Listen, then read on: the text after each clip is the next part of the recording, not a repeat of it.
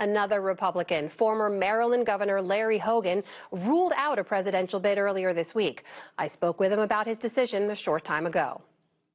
Governor Hogan, welcome back to the NewsHour. Thanks for being here. Thank you for having me. So you decided not to run specifically over concerns that a crowded primary would once again benefit Donald Trump. Governor Sununu just said it doesn't really matter how many people get in. You can't control who gets in as long as they get out early and get out on time. You agree with that? I don't necessarily disagree with that. I mean, look, it was one of the many reasons, I really put a lot more thought into it than just that. It was one of the reasons I got out. I didn't want to have a crowded primary and help have what happened in 2016 happen. But I don't disagree with Governor Sununu. I think if you're not seriously contending and if you don't really have a shot to win, then you probably should not get in the race in the first place. If you're just trying to maybe be a cabinet secretary, or you're auditioning for vice president, or you want to get on television or get a book deal.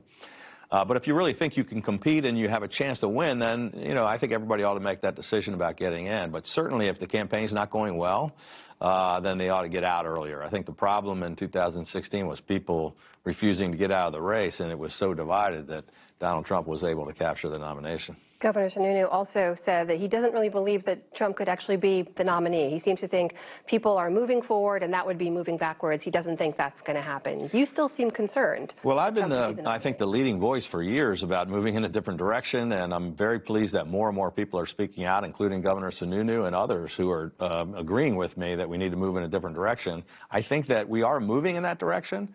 But it's a long way from over. I mean, I'm still concerned it's a battle for the heart and soul of the Republican Party, and I wouldn't take him lightly. He's still the 800-pound gorilla, and we've got to work hard to make sure he's not the nominee. You have called Governor DeSantis, who's expected to also enter the race. You said he's trying to be the younger version of Donald Trump. Would you back him if he was the nominee?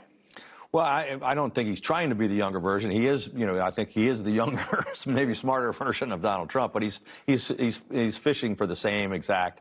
He's fighting for the same MAGA base, and he's trying to appeal to them. But I've said I wouldn't support Donald Trump, but I'm anxious to see how Governor DeSantis performs if he gets in the race and how he does. And I'm hoping we can get a strong nominee that I can support. But you are open to supporting him, though, because there's a lot of daylight between the two of you on many issues. Oh, I mean, we don't agree on a lot of things. We're completely different in many respects, in tone and style and substance.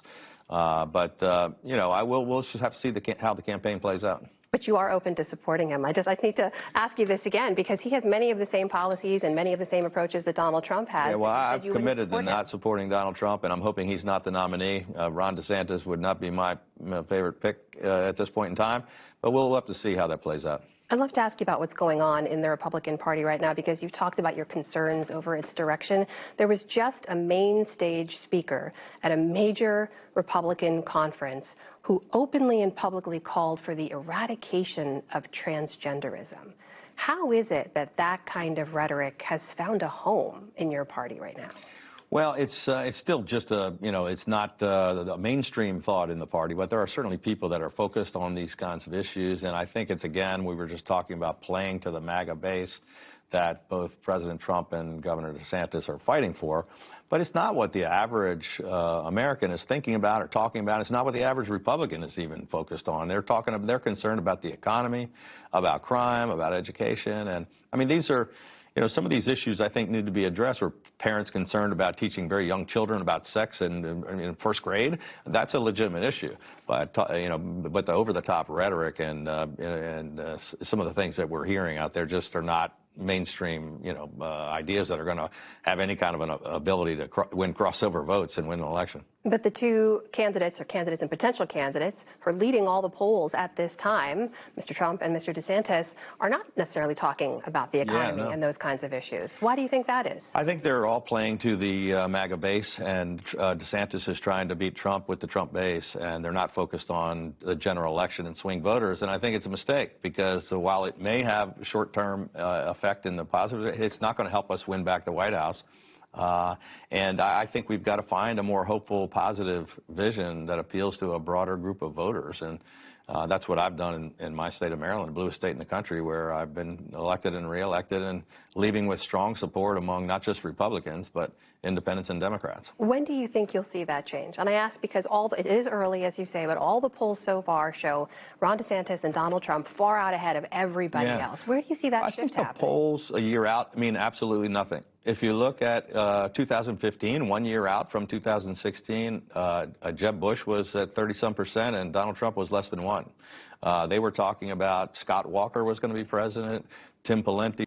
If you go all the way back, almost everyone they've ever said a year out that was going to be the next person has never been the next person. So I think we have a whole lot of daylight between now and the first primary a year from now.